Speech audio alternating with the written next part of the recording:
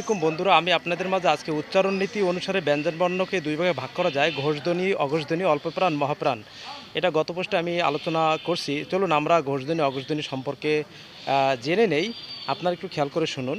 যে বর্ণগুলো উচ্চারণ করতে ফুসফুস থেকে অপেক্ষাকৃত অধিক বাতাস প্রবাহিত হয় এবং উচ্চারণ নীতি হয়, তাকে ঘোষ বর্ণ বলে।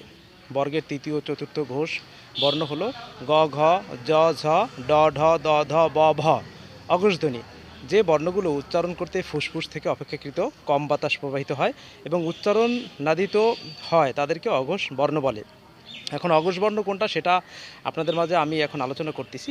যে অঘোষ বর্ণগুলো আপনার এই পোস্টে যদি আপনারা নাও পেয়ে থাকেন, তাহলে আগামী পোস্টে আপনারা পেয়ে থাকবেন।